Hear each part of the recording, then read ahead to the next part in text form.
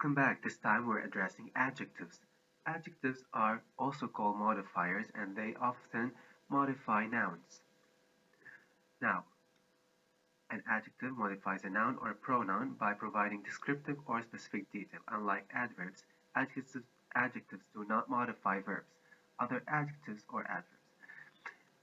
Adjectives usually precede the noun or pronoun they modify. Adjectives do not have to agree in number or gender with the nouns they describe. Adjectives answer the following questions: what kind, how many, or which ones. If we were able to answer these questions like explicitly, then we can consider what we're looking at is an adjective. For example, Tom bought a used car. What kind of car? It's a used one. Sally baked 10 pies for the school bake sale. How many pies? 10. Bob climbed that tree. What kind of tree?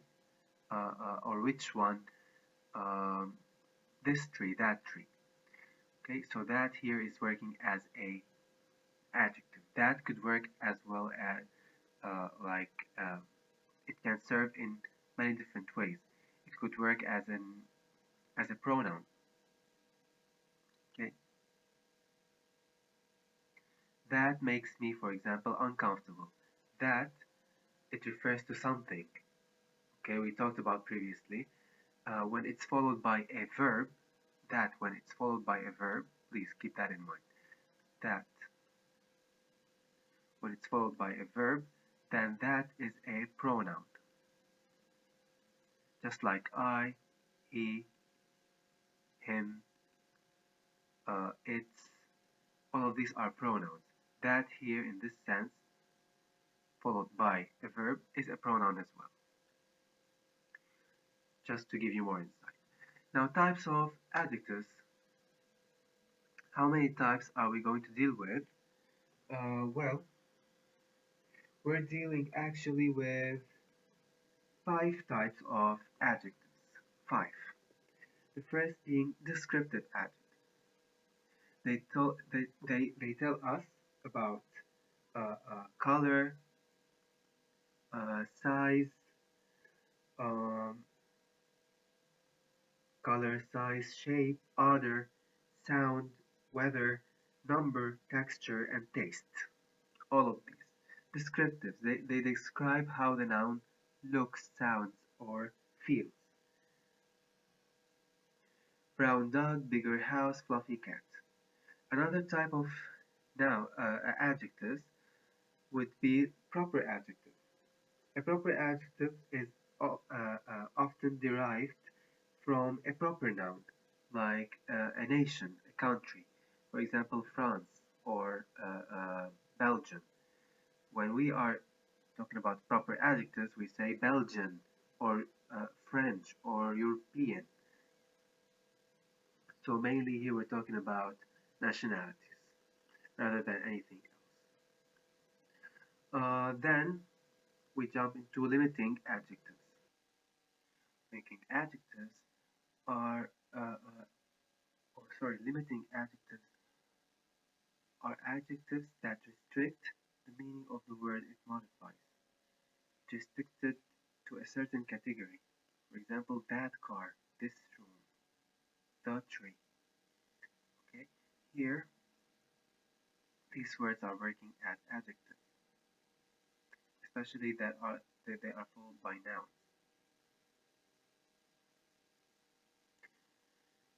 However, if we say, for example, that alone, followed by a verb that motivates me, that here is working as a what? A pronoun, which is equivalent to a noun, equal to a noun. We're gonna get into that later, but for now, just to know the distinction. So here it's working as a pronoun. That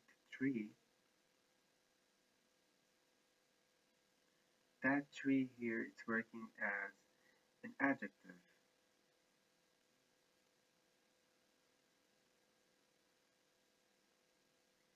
Okay, because it's followed by a noun rather than a verb, and it modifies the noun, it restricts it, it limits it, instead of uh, uh, like various trees. For example, if we got a lot of trees and we're pointing at this tree or that tree, then we are limiting the noun tree to this particular tree. That's why we call it limiting adjective. As for interrogative adjective, and it's an adjective that we use to formulate a question, such as whose. Whose book is this? Whose book is this? Whose here is followed by a noun. Whose pen is this? Whose idea was that? Okay, so whose here, it's also uh, an adjective you used to ask a question. Now whose as well, similar to that, can work as a pronoun. Whose uh, uh,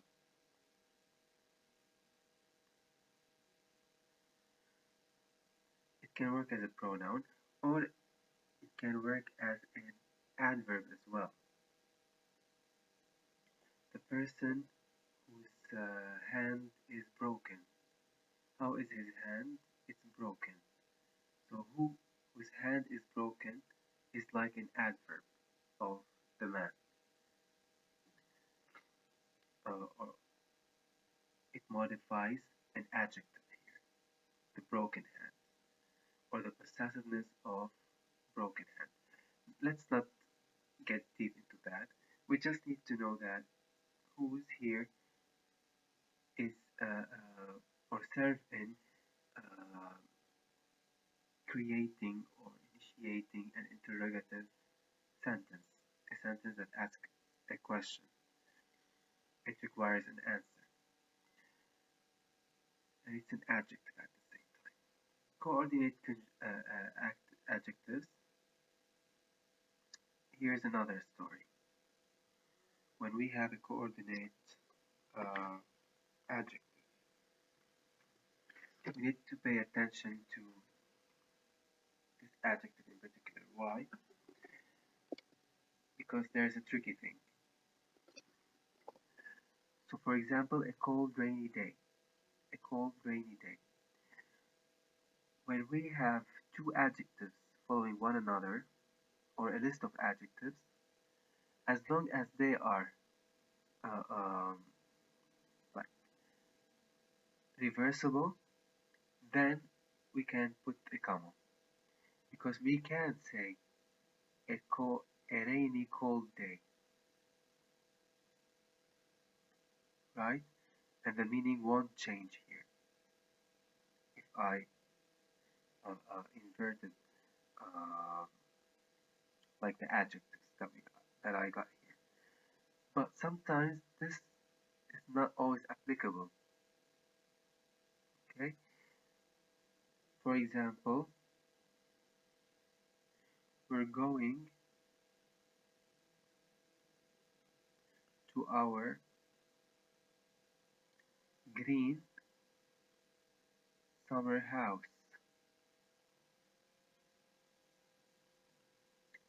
Why? Why I did not, or why didn't I put a comma between green and summer? This is a color that defines the house, and summer is a season that defines like the season or the weather. I did not do that because summer house is like it's like a compound noun. Okay, summer house, same as lighthouse. It's one word. Okay, summer house is two separated words, but they are like called compound nouns. We took that previously. Summer house. So house cannot do without the summer here because summer uh, specifically identifies or modifies the word house. It's our summer house. It's our regular house, like the house that we go to when it's summer or in summer. So we cannot say our summer greenhouse. The meaning will shift here. We cannot say summer greenhouse. Okay, as long as they are reversible, then we put a comma. If not, we don't put a comma. That's like a lesson, a mini lesson that has to do with punctuation. For example, the clowns arrived in a bright, shiny car. The clowns arrived in a shiny, bright car. Reversing bright and shiny does not change the meaning here. The clowns arrived in a bright and shiny car. In a bright and shiny car. Adding and between bright and shiny does not change the meaning as well. So this is our criteria. Adding and putting a comma. If it works, then they are reversible. If these do not work, then we should drop the comma. We're going to our green and summer house. No, it does not work. Okay, so that's one criterion, and that's another criterion here. We should follow this rule in order to distinguish whether we put the comma between two adjectives or not. Based on what? Based on putting and a comma, and the fact that they are reversible. We can reverse them without changing the meaning, like keeping the meaning intact. This is for coordinate adjectives. And here's an example of coordinate non-coordinate adjectives, adjectives that cannot be separated with a comma or and. This is our criteria here. The clowns arrived in two colorful cars. Two here is an adjective. We know like numbers are adjectives as well. They modify the noun, modify the number of the noun to be more specific. We cannot say the clowns arrived in colorful two cars. Or we cannot say the clowns arrived in two and colorful cars. Because two is modifying cars, colorful is modifying cars as well. So we cannot do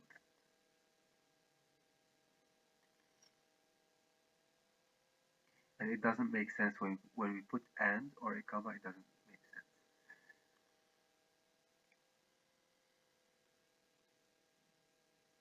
Reversing two and colorful changes the meaning. The clowns arrived in colorful two cars. Colorful two cars.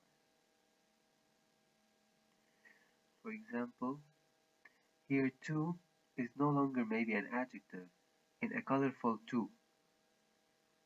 So the two is colorful here.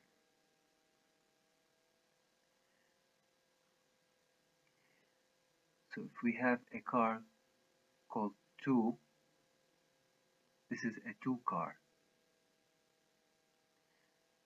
So two here is like two car is like a noun here. It's like a name of a car, a brand, a colorful two car. It's no longer indicating like two cars in this example here. It's as if the car is called two car and it's colorful. This is a colorful two car, right? Does that make any sense? I hope so. That's why we cannot reverse them. That's why we cannot put a comma between them. Um, at last but not least, we got compound nouns. We actually have more than that, but compound nouns is next. Compound nouns compound adjectives are like compound nouns. They are made up of two words. For example, she is taking a class on 19th century literature. So literature here is a noun.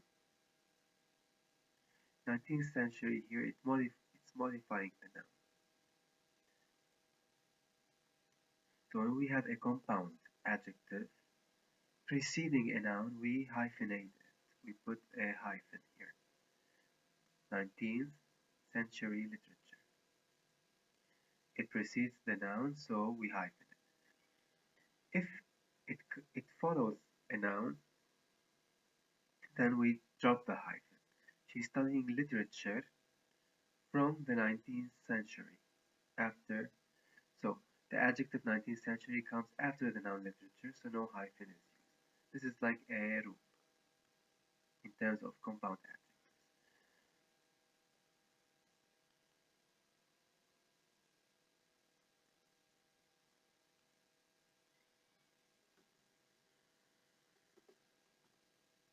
Another another example on compound noun adjectives. For example, she is a pretty two shoes girl. Pretty two shoes. It's like when you describe a girl who always seeks perfection. She's like a pretty two shoes. She always does things perfectly. This is the adjective preceding the noun girl. How about she is uh, um, a girl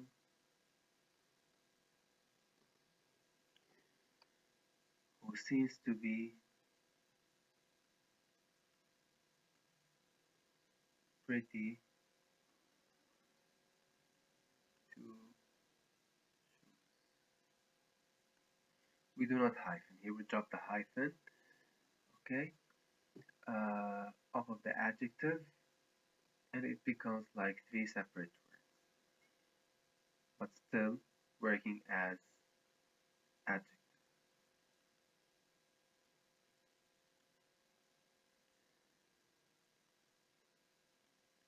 We also have determiners. Determiners as adjectives. What do we mean by determiners?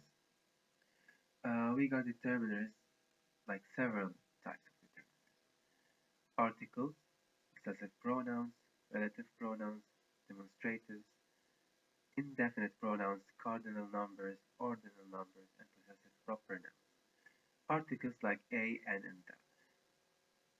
A table, okay? A table. It's like saying one table. It's similar to that. We use a with nouns that start with a consonant, and we use it with nouns that start with a vowel letter, like an ambition. Okay, vowel letter. The could be used with both, and it's more specific, like it's a definite uh, uh, uh, noun here. If we use that, the table, the table, we're being more specific. Okay, all of these work as adjectives if they precede a noun. If they precede a noun. Possessive pronouns: my, our, your, his, her, its, their umbrella. So whose umbrella is this? It's theirs. Theirs and their here are working as an adjective. Relative pronouns: whose, which, whichever, what, whatever.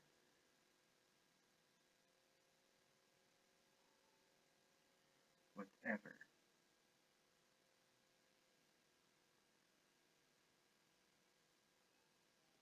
Here's an example. The car, which is old and dirty, is uh, uh, is now offered for sale. Which, so here we are going back to the car, which is old and dirty. This phrase that it starts off with a relative pronoun is an adjective. Okay? Whatever color you use is going to be perfect on you. For example, the man whose hand is broken is going upstairs. So we're also modifying the noun the man here. And so demonstrators, this tree, that tree, those trees, indefinite pronoun, any, each, other, some, etc. Some of your clothes are dirty, for example. Some of them, okay, like one or two. It's like indicating a number of things. Other clothes are good on you. Other, like other than those, for example, clothes that are colored black, they look good on you. Indefinite pronouns, cardinal numbers. One bird, two birds, three students. Ordinal numbers. The last person. He's the last person. He's the first to come. This is my second idea. Possessive proper nouns. Bob's or Sarah's. Like this is Muhammad's pillow. This is Sarah's pillow. Okay? All of these work as adjectives. Now here's the order of adjectives. We always start off with an adjective that is determiner, uh, um, like a, and, or the, like this, those, these, and that, like the possessive pronoun his, Mary's, everybody's, our, or amounts or numbers, like one, five, many, few. Order, first, next, last. Okay, this is what we start off with. Coordinate adjectives come in the second place. Okay, like adjectives that can be reversed. Then we start off with adjectives describing size, big, huge, little, tiny. Afterwards, adjectives describing shape, long, short, round. So we say little,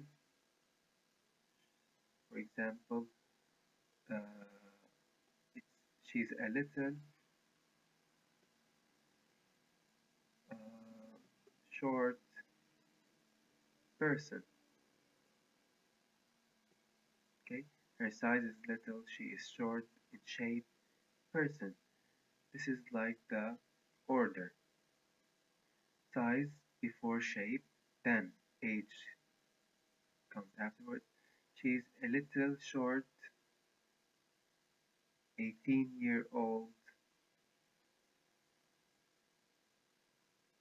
person. Or 18-year-old, comma, white person. Then comes the nationality. He's a white French man. Adjectives describing architectural style or religion. He's a French Muslim. We don't say he's a Muslim in French. So nationality first, then religion. Afterwards, we put material. Uh, he's a Muslim, for example, golden heart. He has a Muslim golden heart, for example. And the the last thing that we put is the noun, if we got all of these. So this is like the order or placements of adjectives. For example, a big brick house. Big, a the determiner, big is like the size, brick is the material. These old brown cardboard boxes. These demonstrative, old is like the age, brown is the color, cardboard is the material. We're following this order, so we need to memorize it by heart in order to be able to use it functionally.